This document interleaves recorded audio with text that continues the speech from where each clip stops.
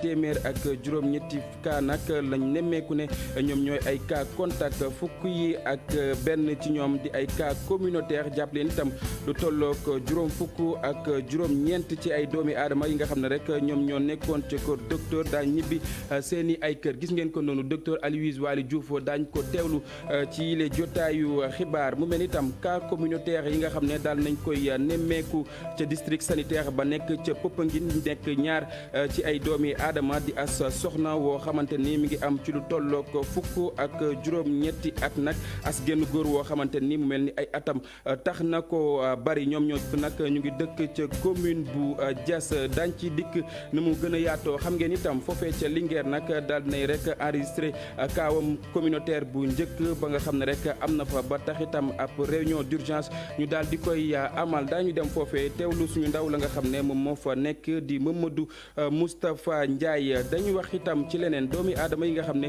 jamono yi ñoom ñooy génn àddina nag war nañ saytu bu baax a baax seen wérgu yaram xool ndax doomu jàngoro ji mi ngi seen yaram am déet laata rek ñu leen di denc service d'hygiène ba nga xam ne moom moo nekk ca Thiès mooy rek wër ci li nga xam ne moom moo di morgue yi di rek ñaax askan wa nga xam ne rek ñoom ñoo fay nekk xam ngeen ne njiitum réew bu Sénégal jël na ab dogal ngir rek daal di ubbi li nga xam ne moom moo di luuma yi maanaam jënd meek njaay mi nga xam ne rek nañ koy faral di nemmeeku mu mën a am waaye mu mel ni nag foofee nga xam ne moom moo di ca njaareem rawatina luuma bu gaawaan nag mu mel ni ngir rek nga gis client bu waxaale ab jafe-jafe bu mag la naka noonu itam ñi nga xam ne ñoom ñoo fay jaayee xam nañ ne li nga xam ne rek moom la ñu ubbi mën naa tax wile virus nag daal di law bu baax a baax ci wowule askan virus boobee nag ñi nga xam ne ñoom ñoo di jàngalekat ya nekk ca diwaan bu Mbuur mu mel ni nag moom la ñu ragal ba tax rek ñuy xam ne laata ñuy dellu ci li nga xam ne moom moo di ca l'école yi nag war nañoo mën a jël bépp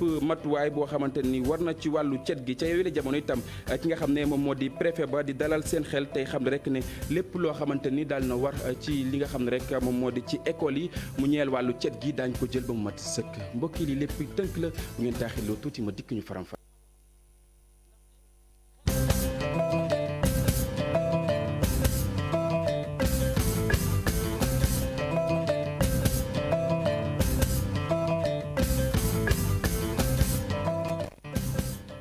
téléspectateurs yu télévision Futur Média ñu nuyuwaat leen ci gën gi nuyu xibaar yi dañu ko jujee woon ca bopp ba noonee lañu koy dooree ñu baaxee leen li ministère de la santé di xëy di yeggee askan wi bés bu yàlla sàkk ni ki tey ci gaaw bi jàpp leen lu tollook téeméer ak fukk ak juróom ñeent ci ay doomi aadama ñoom ñoo amee mbas mi téeméer ak juróom ñetti cas nag mooy ay cas contact mu mel ni fukk yi ak benn nag ay cas communautaire lañ maanaam am nañ bi la doomu jàngoro te xamuñu rek fan lañu koy jëlee jàppale ni itam lu tollook juróom fukk ak juróom ñeent ci aji tawat yoo xamante ni ñoo ngi woon ca kër docteur daañu ñibbi fa nga xam ne moom moo di seen ak makkaan mu mel ni wér nañu ñu teelu docteur Aloyse Waly Diouf moom moo yoroon kàddu bés bi. ci juróom-ñeenti téeméer ak juróom-ñetti fukk ak juróom-ñeenti test yi ñu def téeméer ak fukk ak juróom-ñeent ñoo ci positif maanaam téeméer ak juróom-ñetti cas contact fukk ak benn cas communautaire yi jóge Grand Yoff ñaar Soprim ñaar Dalifort benn Touba ñaar Popenguine ñaar Linguère benn Pikine benn juróom fukk ak juróom-ñeent si ñi ñu hospitalisé woon wër nañu bésu tey juróom-ñaari cas ci ñi ñoo sonn nekk ci suñu service réanimation yi ci hôpital Fann benn hôpital principal juróom benn ñeneen ñi des hôpital ñu ngi tane ci bésu tey bi dalee ko ci cas bu njëkk a am fii ci Sénégal wàññi nañu ñaari junni ak ñeenti téeméer ak ñaar fukk ak juróom-ñeenti cas juróom-ñeenti téeméer ak ñeent fukk ak juróom-ñeent wër nañu ci ñaar fukk ak juróom ñàkk ci seen bakken mu des junni ak ñeenti téeméer ak juróom fukk ak ñeent ci suñu hôpitaux yi. cas communautaire yooyu nga xam ne nag daal nañ koy junjuut diwaan bu Popenguine ca district sanitaire ba nekk ca Popenguine nag mu mel ni ay rek kenn ku jigéen la ak itam kenn ku góor koo xamante ni ay atam nag tax na ko bari ñoom ñaar ñëpp ñu ngi dëkk fa nga xam ne moom moo di ca commune bu Diass daañ ci dikk ci suñu yeneen jotaay yu xibaar ak sañu ndaw la nga xam ne itam moom moo nekk ca diwaan bu Mbour ñu baaxe leen itam ab bataaxal bi nga xam ne Air France daal na koy génne boobaak léegi ngeen di gis ci li nga xam ne moom moo di réseaux sociaux yi ñuy wax rek ne dana doolaat li nga xam ne moom moo di daw ko roplaan yi ni ki tey moom nag daal nay weddi lu ni mel ba set wécc dañuy dem desandi ba tey ci li nga xam ne moom moo di mbas mi ca diwaan bu Linguère nag mu mel ni cas communautaire bu njëkk nag daal nañ koy amal ca woowule gox nag mu mel ni daal nañuy woote ab rek réunion d'urgence ngir gën a waxtaan ci wàll wi bu fekkee suñu ndaw la nga xam ne moom moo fa nekk di Mamadou Moustapha Ndiaye mi ngi si bu mu jokkoo bi ñu daal di koy jël mu mel ni dinañ ci dikk ni mu gën a yaatoo ca diwaan bu Thiès nag jamono yi ñi nga xam ne ñoom ñooy saytu wàllu cet ga ñu ngay wëy di ñaax askan wi lu ñu xam ne bokk na ci ku faatu ca gox woowee nag war nañ la mën a saytu bu baax a baax sekk wér-gu-yaram ngir rek xool ndax doomu jàngoro ji mi ngi ci yow am déet lu mu ci mënti doon service d'hygiène daal nay dem ci yenn ci ay morgue yoo xamante ni ñi nga xam ne rek ñoom ñoo yor wàllu woowee ñu nga fa ngir rek ñu daal di leen ñaax Cheikh Anta Diop ak Seylatir. ñu ngi fii ci Kër Moussa fii de la ñuy sange néew yi ñu def ko ci pegg ak jumaa ji ñu ngi fi fekk soxna si di Ndogoy Mbay moom sax nee na bi jàngoroy coronavirus tàbbee ci réew mi ba léegi dañoo soppi doxalin. man maa fi sang ak sama yeneen ñaari mag bu feebar bi juddoo ba léegi kun ni dee na ki dëkk bi baa nu cee wax dara baa nu ki def dara dina dem ki docteur bay ñëw xool ko ba pare yóbbu ko puut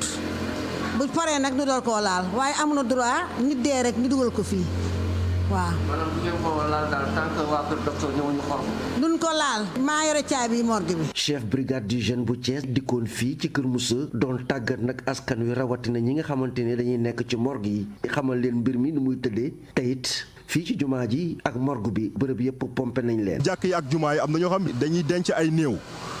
donc denc néew nag ci contexte bu ñu nekk bi dafa am solo bu baax a baax a baax parce que épidémie bu amee rek dañuy def lu ñuy wax enterrement sécurisé mooy que dañuy bañ maanaam néew yooyu ñu lor askan bi service d'hygiène moom mooy maanaam pomper maanaam ku néew bi donc dugal ko ci sac après ñu yóbbu ko yóbbu boobu nag sapeur pompier moo koy def mais bu ñëwee ba ci bërëb bi waa Croix-Rouge ñoom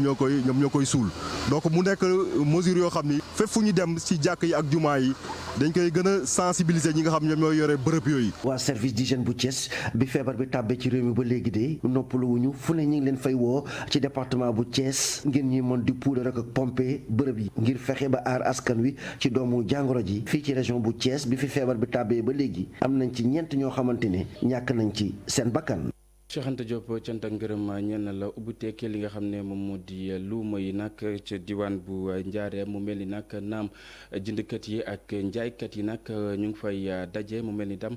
taxu ko bari lool ba tax itam ñoom seen wàllu bopp xam ne dana nekk naam ubbi nañ ko waaye itam du li nga xam ne rek moom moo leen gën a soxal ndax jàpp nañ ne luuma boobee nag li nga xam ne moom moo di virus bi mën na fa amas ak lawteef Babacar Diouf ci reportage. naam maye nañu marché yi ñu tijjiwaat luuma yi meluñu nañu meloon ñaari weer ci ginnaaw boo duggee ci marché gaawaan jaaykat yi ñu nga fa wante jënd ak jaay daal dafa mel ni amu fi. amul benn njëriñ daal amul benn njëriñ ndax nit yi dañ fi tas rek waaye doo mën a jaay doo mën a jël oto yi doxuñu dara doxa amul sens daal. doo jaay bu dee ñun kese ñooy jaayante suñu biir affaire bi du dox mën a dox. pourtant ñoom dañoo taxawoon ne nañ ubbi marché yi pour ñu mën a wéyal seenam njaay wante tey ñoom ñoo njëkk a gis ne lii jafe-jafe rek la àndal. ta ñàkk waaye doon na loo xamante ni war naa mën a ñàkk ndax parce que nii ñu def nii daal arrangé wuñu daal dañoo amul pexe rek waaye arrangé wuñu arrangé wuñu ndax fi mu nekk ni kenn xamul feebar bi. waaw ubbiwaat marché yi nun kaw gi yàkkamti nañu ko mais du sunu wantaas moom la ñu bëgg nag ndax. moom la ñu tam moom la ñu miin fii la ñu yaxantoo di ci jële sunu teraanga ak sunu sutura di ci dundal njaboot gi mais bu fekkee ne feebar bi ni ñu ko waxee ni lay doxe kon loolu du avantage su réew mi. seen tiitaange jëmul ci lenn lu dul njàqare gu ñu am ci feebar bi gën a law surtout ci dëkku kaw yi nga xamante ni mesure barrière yi pour ñu def leen fa dafa jafe lool. jërëjëf Babacar Diouf cant ak ngërëm ñeen la ñu wax ci leneen mbokk yi lu ñeel wàllu njàng mi ak njàngale mi mu mel ni nag ñu féete ca wàllu woowee nag te ñu rek nekk ca diwaan bu Mbour ñoom ñooy sàkku ñu am as cet-cetal ci li nga xam ne rek moom moo di daara yi ngir rek ba ñu delloo mën a rek jàngale ci li nga xam ne moom moo di as dal xam ngeen ne ndaw yu nekk ci classe d'examen nag daañu door li nga xam ne moom moo di njàng mi ñaari fan jotee ci weeru juin bi nga xam ne rek moom la ñu dëgmal naka noonu itam préfet bu Mbour di dalal seen ab xel di xam ne rek ne lépp lu war ci wàllu woowee dañ ko jël ba mu mat sëkk. Abdourahmane Diallo ak Mamadou Gueye. tànk amul ay matuwaay wala boog ay jumtuwaay yu jëm ci xeex feebaru jàngoro ji di coronavirus ñenn ci ay enseignants fas yéene ñu dellu benn yoon ci classe yi le 2 juin bi ñu jëm nii. condition yi nga xamante ne nii agent de santé yi ñooñu ko jox ne ñu nañ ko respecté su état jëlul ay dispositions. ba ñu respecté condition yooyu mais ñun duñu wax suñuy jàngalekat ñu dem xaru ji lycée yi ak collège yi mën nañ sax ne ay mag a fa ne ndaxte xale ya fa ne au moins xamee nañu ràññee nañu lu baax ak lu bon boo waxtaanee ak ñoom dinañ la mën a dégg dinañ la mën a comprendre waaye élèves yi nga xamante ne nii ay ndaw yu tuuti lañ ay tuut tànk lañu mënuñu comprendre yenn yi boo leen di wax ay mesures barrières mais duñ la sax respecté c'est pourquoi wax dëgg côté boobu aussi am nañ ci problème bu rëy a rëy ak njàqale bu rëy a rëy moo tax ubbiteeg école bii waxuñu ne du am de waaye bu amee it ci difficulté yu métti lay am te nag état na endossé toute sa responsabilité. mbébét yi nga xam ni autorité administrative yi bay na ci xel moom sax muy ñaax mairie ak conseil départemental ñu dugal seeni loxo ngir bëgg jiitu réew mi daal di antu. comme école yi tëju nañ lu yàgg dina laaj ñu pomper ko bale ko pomper ko te ci loolu dañoo ñaax maire yi ñu def lu gaaw alors parce que war nañoo fexe ba fii ak le 25 école yëpp ñu mën ko bale pomper ko. te loolu pour mu am il faut que très rapidement ñu mobiliser moyens yi nga xamante ni moom lay laaj ñu ànd ci ak service d'hygiène. ñenn ci ay élèves ak ay professeurs fi mu ne nii new ñu ci département bi ndax dañu dem vacances préfet bi di xamle ni dinañu organiser seen dellu siwaat le 18 ba le 28 mai. Abdourahmane cant ak ngërëm ñenn la mu mel ni sa diwaan bu Sikicoor itam ñu yëngu ci wàllu loolee la ñuy sàkku ngir rek ñu daal di amala as cet ki ko xamle di Cheikh Faye ginnaaw ba ñu amalee woon ab ndaje boo xamante ni gouverneur ba fa moom moo ko sàkku woon dañuy teewlu ay kàddu Cheikh Faye ci micro Boubacar Diassi ak Lamine Mandion. pour que njàng mi dooraat le 2 dafa am ay conditions yu war a teg te conditions yooyu noonu. nekkul rek loo xamante ne ministère de l'éducation mun na ko jël en charge ba tax na pour njàng mi ak njàngal mi door ci anam yu gën surtout conditions sanitaires yi ñu réunir ko am na ay mesures yu ñu war a jël bi ci njëkk raxas leen classe yi nga xamante ne xale yi fa lañ parce que maintenant def na ñaari weer yoo xamante ne classe yi dañ leen tëj il faut mu am ñuy raxas ay loxo lavage et cetera donc dafay laaj école yi am ndox dafay laaj école yi am toilette itam loolu itam gëstu nañ ko xam nañ école yi nga xamante ne conditions yooyu am na fa war fa yi nga xamante ne conditions yi amuñ fa léegi gouverneur ñaax na service yi nga xamante ne ñoom ñooñu ci mën a jàppale pour que ñu jël ko en charge leneen la ci topp li gën a am solo mooy les mesures sanitaires les mesures de protection parce que nag ni ñuy sasee nit ki ci communauté bi mu fagaru itam dañu bëgg a fexe ba ci école bi benn wàllante feebar bi bañ fa am état bi partenaires yi ñooy jox ku ndongo bu nekk gën saa néew juróomi masque mooy masque yi nga xam ne mun nga leen fóot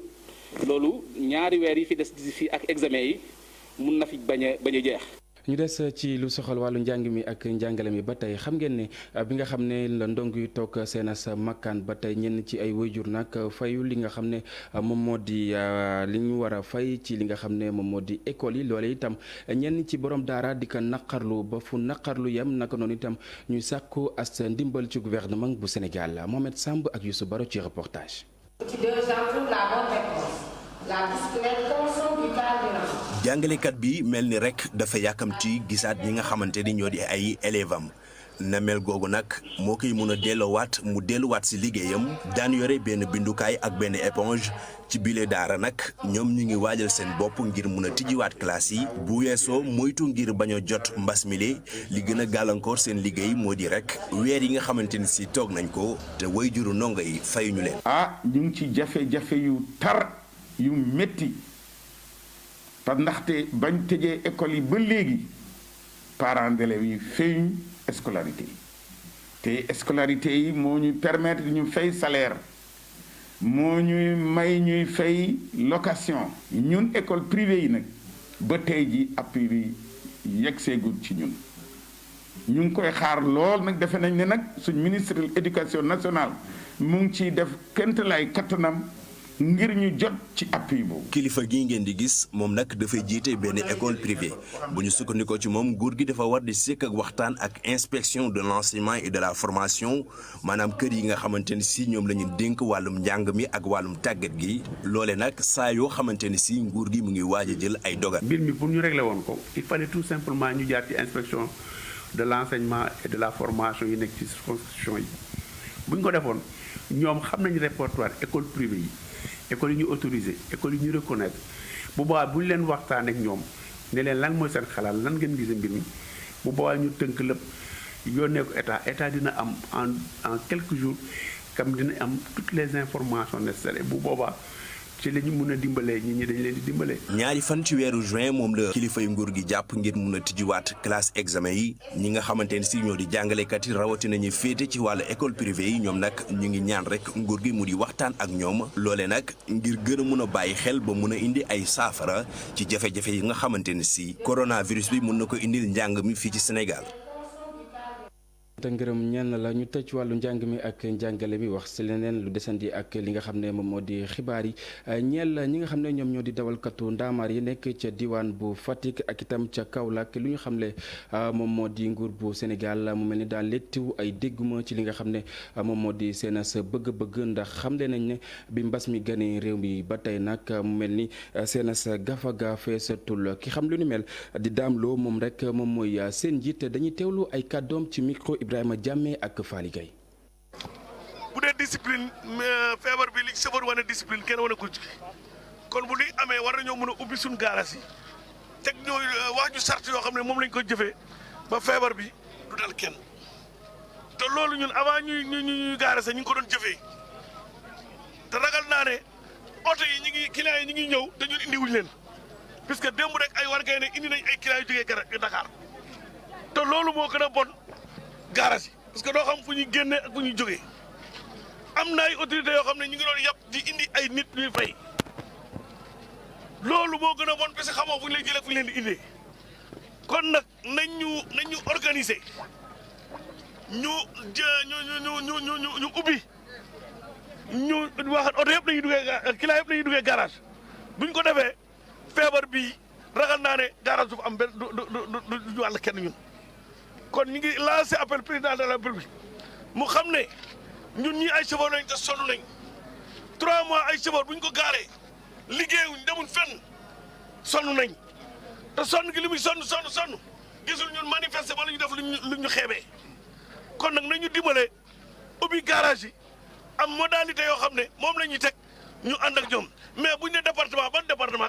Kaolack Kaffrine na ko seq ak Fatick foo jëm mënuñ dem fenn. kon nag ñu ngi lancé appel président ak ministre transport ak ministre de l'intérieur ñu bi garage yi lu mu gën a gaawee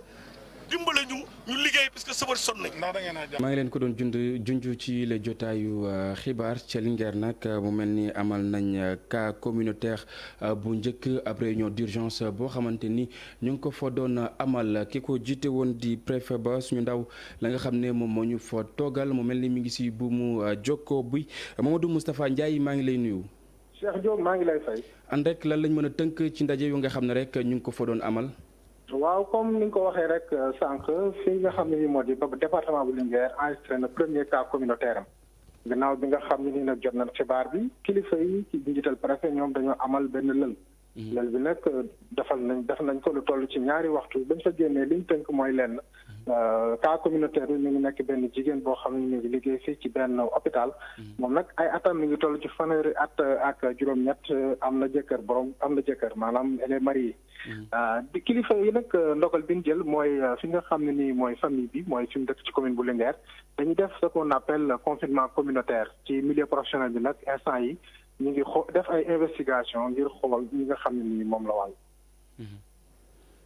mu mel ni ñi nga xam ne jot naa saafoonteeg moom jamono yi daal nañ leen dandale. waa dandale nañ leen fi mu toll nii décision boobu lañ jël ke jamono yi nag may wax ak yéen njàqare am na lool fii ci département bu Linguère ndax foo toll. nit ñi ñu ngi takk seen masque di waxtaanee mbir mi ndax mosuñ yaakaar mbir mi dugg ci te li gën a jaaxal nit ñi mooy ndaw si tukkiwul demul fenn. génnul woon ca woowule diwaan. génnewul woon ca wenn diwaan fii rek la nekkoon demul woon fenn loolu ci jaaxal nit ñi. ndax li nga xam ne moom moo di wàllu dem beeg dikk bi itam ndax def nañ ci ab taxaw seetlu ndax ku moywul loolee dina indi li nga xam ne moom moo di aslawteef. waaw gis nga sax niñ ko defee démb allègement yi ñu indi ci dem beeg dikk bi taxoon na bañ mën a déplacé wu te du am benn problème particulier yi mën a sëf ñett nit ak chauffeur bi waaye ba léegi amul benn décision buñ ci jëlagum lu ci ruusandi rek dinañ ci ñëwaat yéen seen bopp xibaar yi incha allah. jërëjëf cant ak ngërëm ñenn la ñu bàyyi la nga toppal ñu loolee mbokk yi itam xam ngeen ne bi feebar bi rek gënasee àdduna wërngal këpp yenn ci ay dogal yu ñu jëloon daal di aaye li nga xam ne moom moo di roppalaan ñuy dem ci diggante dëkk ak dëkk doomu réew yu Sénégal yoo xamante ni mu mel ni xawoon nañoo tàggatémbe ca diw ca fa nga xam ne moom moo di ca Tugal nag mu mel ni egsi nañ fii ci mim réew bi ñu egsee itam lépp lu soxal wàllu cet gi daal nañ koy saytu naka noonu itam daañu toog fa nga xam ne moom moo di seen sa makkaan ngir rek ñu mën a saytu seen wàllu wér-gu-yaram bu baax a baax Pape Fara ñi ngi ci tënk. nguuru Sénégal moo leen ko jagleel gannaaw benn weer ak ñaar fukki fan yoo xam ne ñu ngi leen confiné woon foofu ca France sénégalais yi nga xam ne ñu nga bloqué woon foofu ca Tugal yegsi nañ ci aéroport international Blaise Diagne bu Diass daal di ànd ak mbégte waaye bépp matuwaay ci wàllu wér-gi-yaram jël nañ ko bi ñu yegsee. Non mais on est là et on est très heureux. Donc j'étais coincée au niveau de la France étant partie pour une mission courte durée. Donc on a eu à être confinés pendant plus de 50 jours donc se retrouver bloqués en France laissant ici nos enfants, nos familles, notre travail. Par exemple, moi j'ai laissé ma fille de 4 ans. ñëpp daal ba ñu ñëwee seen température yi normal na amul benn problème ci wàllu température boo yéegee dara sa yaram noonu ngaa mën a woote ci numéro yooyu ñu la jox donc district yi région yi ku nekk xam na liggéeyam dañuy liggéey bu normal. ñu wutal leen avion spécial boo xam ne nguur gi moo leen ko jagleel gannaaw ba nga xam ne ñoom defoon nañ ab collectif di laaj ñu jëlee leen ca dëkk ba nga xam ne ca la ñu bloqué. metti woon na lool mais après rek lañ toog di xalaat di ci réflexion ni nan lañ mën a def pour mën a ñibbi ci la ñu monté benn collectif de Sénégalais bloqués en France dañ monté collectif bi nag wax dëgg yàlla autorités yi dégg nañu sunu li ñu waxoon notamment le chef de l'État le président de la République ndax li ñu bëggoon rek mooy Sénégalais yi mën a ñibbiwaat seen dëkk. rapatriement bi nu mel nag dina dalal xelu yeneen sénégalais yi nga xam ne ñu ngi biti réew di dund li nu mel. première partie bi ñëw na ñu ngi xaar beneen bi semaine prochaine incha allah kon sénégalais yi yëpp fu mu mën a nekk seen état seetaanu leen danañ leen jël si yéen ñëpp fu ngeen mën a nekk ñibbi si seen dëkk incha allah rabbi donc ñëpp xamee ko noonu xam ni état bi mi ngi def lu mu mën sekk nag day xool fi nit ñi gën a bari mu njëkkee foofu moo tax mu njëkkee France mais mu ngi préparé dem Italie dem Espagne dem États-Unis Afrique fu sénégalais nekk bloqué wu état Sénégal danañ def ñenn ci internationaux football sénégalais yi sax ñoom duggoon nañ ci boobule avion waaye ngir seen kaaraange ak kaaraange askan wi ñi nga xam ne wàcc nañ ci boobu avion ñoom ñëpp nag dinañ toog seen kër fukki fan ak ñeent ñu confiné leen fa. Pafara ñu ngi cant ak ngërëm ñenn la weneen roplaan sànq maa ngi leen ko doon junj mu mel ni nag Air France daal dinay génne ab bataaxal di wax rek ci li nga xam ne moom moo di dem beeg dikk bi ci dëkkaan yi li mu xamle moom moo di bu ko naree dooraat ak réew bu Sénégal daañ ci waxtaan ak rek ñi nga xam ne ñoom la war a mën a waxtaanal ci wàllu woowee ngir rek bañ dara daal di ci am ci ab communiqué boo xamante ni mi ngi wër ci li nga xam ne moom moo di réseaux sociaux yi nag daal dina koy weddi mbokk yi loolee nag ab xibaar la woon ñu de wax ci leneen nag dem ca diwaan bu Podor mu mel ni nag conseil national bu rek concertation des ruraux nag moom moomee moo amas ak yëglu ci li nga xam ne moom moo di wàllu ndimbal yi ngir njiitum réew bu Sénégal daal di génnee ngir rek daal di ci dimbali askan wi naka noonu itam muy xam ne rek ne boobaak léegi mu mel ni nag ngir rek ñu daal di koy te sax gët nag ab jafe-jafe bu mag la ci reportage bu ñu Ousseynou Diop xamal ak Habib Seck. conseil national de concertation et de coopération des ruraux amaloon ndaje ca Podor foofee nag daan nañu yëkkati kàddu jëmale ko ci gouvernement bi ñu ne di ñaan lu jëm ci wàllu dund gi ñuy séddale loolee ñu xaw ca baral seeni loxo ndaxte nag ñoom dañu gis mooy jamono jilee askan wi nekk ci gox-goxaat yi daan nañu sonn lool. bokk na si fexe ba li ñuy wax jox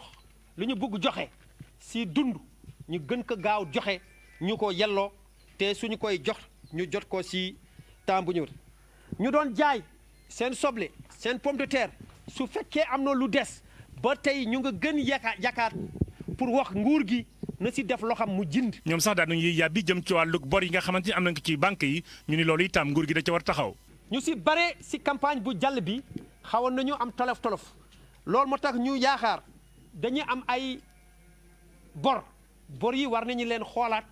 pour effectivement dimbali leen ba woyfal ñoo jëloon bor yooyu. ci lu jëm ci wàllu engrais bi ak nawet bi nga xamante ni dégmal nañ ko conseil national de concertation et de coopération des ruraux mu ngay ñaax sax état bi mu gën ci mën a taxaw ngir ñi nga xamante ñooy baykat yi ñu mën ko jot. si yeneen yi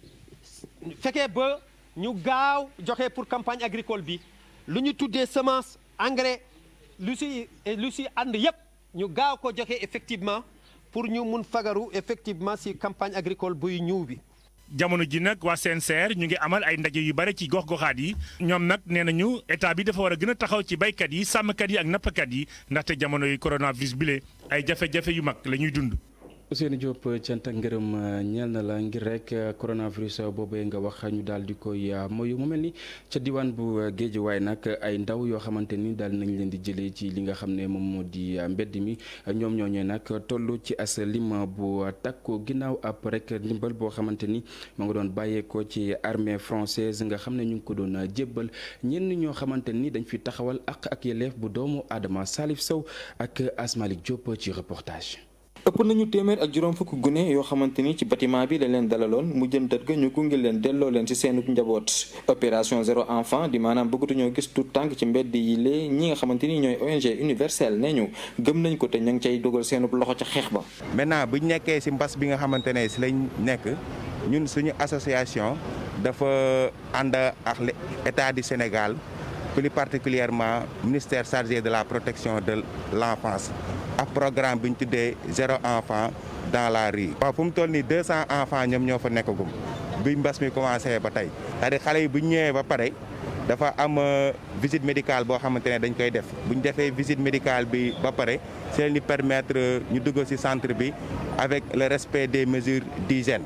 maintenant bu ñu nekkee foofu aussi tamit dañ leen di confiner pendant 14 jours. armée française dóoraat na soldats yi nga xamante ni ñu ngi Sénégal ba mu yàggee léegi nee ñu fukkeel bi ak ñett ngi yoon na ngi nii ñuy génn di dugal seen loxo ci li nga xamante ni mu ngi jëm ci delloo coronavirus ginnaaw ci réew mi. bi affaire bi commencé ba léegi ñun suñu première action ñu ngi ko defoon ak association bii tey universel tey def nañu fukk ak ñeenti intervention bi affaire yi commencé ba léegi te dañ koy continuer ci jàmm. si loolu may dolli nii ngeen xam ne ñun armée française sunu biir ñu ngi liggéey ak ñi nga xam ne ay sénégalais lañu yu complètement intégré yokk si seen liggéey yokk seen dëkk-dëkk ñoom lañuy liggéeyal tous les jours ñu di jàppale si sunu liggéey. guerre bi ñu amal ngir xeex Covid 19 di coronavirus ñetti weer a ngi nii ba mu wàccee Sénégal ak léegi gaañ ñi léegi daa mel ne dañoo comprendre ne lépp ñëpp la ak lu nay ku ne. sow lépp ñëpp lu ne ku ne ngi ci ni nga ko waxee ñu jaare fa daal di buur yi la jotaayu xibaar mbokk yi rédaction bi di leen jox dig daje daañ fi teewaat ngir firi leen xibaar yi ci kàllaamay Kocc 20h itam daañ ko defee noonu ci kàllaamay tubaab lu mooy loolee itam ñu bàyyi leen ngeen wëyi ak suñu ay programme fi ci télévision Futurs Médias jërë ngeen jëf